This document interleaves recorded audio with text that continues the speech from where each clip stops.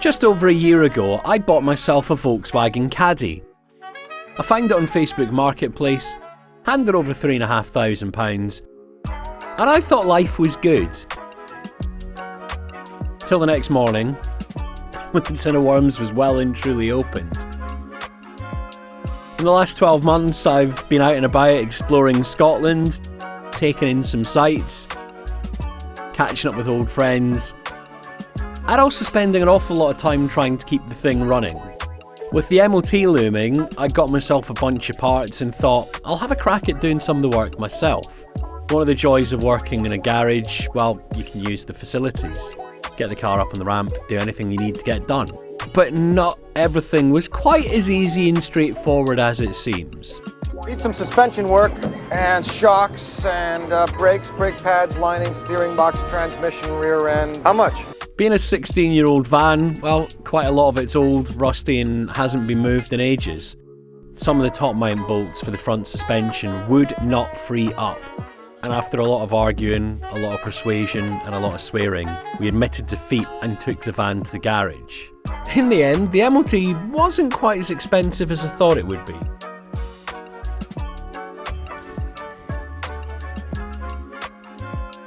Let's go get the Caddy back.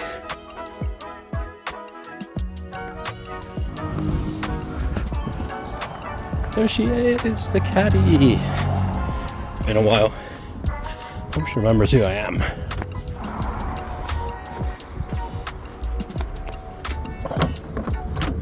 Can't even remember how to unlock it. Well, she passed. I mean, I didn't think I'd be saying that anytime ever, but it's amazing what happens when you just give your van to a mechanic and say, please make it better. So in the end, the top mount bolts kind of defeated us. I am no mechanic, but we spent ages trying to remove the first strut. But when the top mount bolts started rounding, that was it. It was like, well, may as well give it to Drew before we make it worse. So new front suspension minus the lower arms, new rear wheel bearings, new rear calipers, new rear pads, an ABS ring, and for good measure she got a new starter motor fitted the morning of the MOT because, well, it decided to die. Of course it did. It'd been acting up for a while, so its time had come. I feel like I'm missing something else, and I can't for the life of me think. But anyway, she's got a year's ticket on her, she's fine. And that means the Fiesta can go, so slamming shut that part of my life at last. So now that she's road legal, the next plan is to try and get to the bottom of the starting issue, because even with a new starter motor, she's still a wee bit sluggish. She's got a full tank of diesel, she had about 8 cranks of the glow plugs this morning and she still took a minute to start, so I want to get to the bottom of that.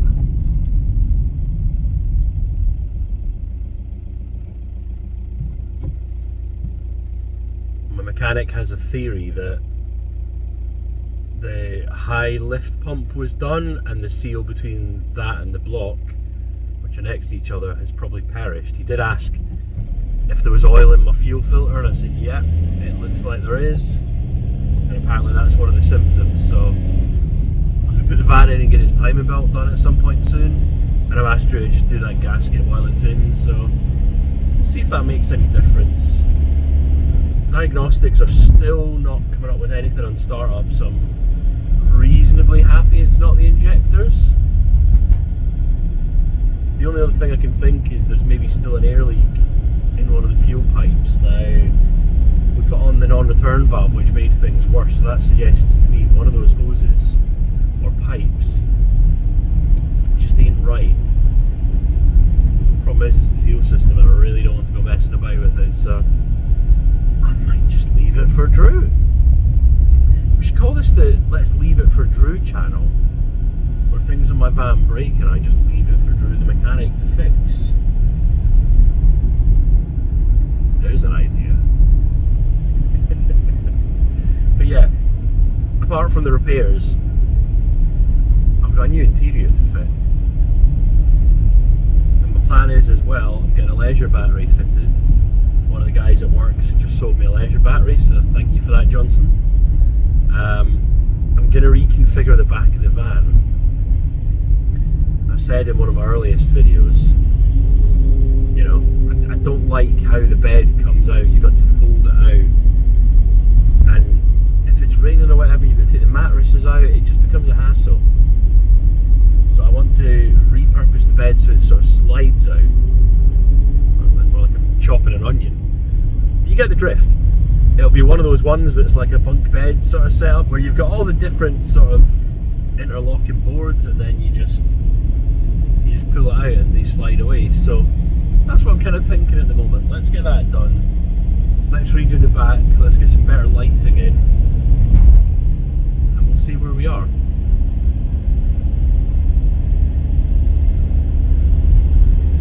As always, guys, thanks for watching. If you haven't done it already, give us a subscribe, that'd be awesome. Let me know what you think of my plans and my MOT bill below. Oh, I haven't actually said how much it cost. Put it this way, it's enough that I'm going to be on beans and toast forevermore.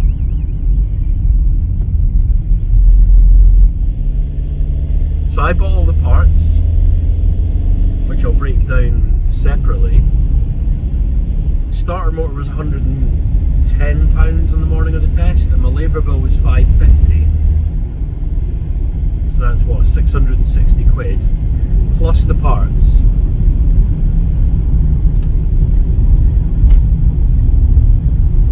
Now, in the face of it, that is a lot for an MOT, but bear in mind there was a lot wrong with the van. Some of it I had planned to fix myself, and at the end just sort of ran out of time. I was up against the clock because not only was the van's MOT expiring, the quicker I got it done, the quicker I can get rid of the Fiesta. And once I get rid of the Fiesta, that's like another £300 a month I save. Think how much work I can do the Caddy with an extra 300 quid in my pocket every month. So it may seem like a daft move, but in my head, up there, it makes an awful lot of sense. Time will tell.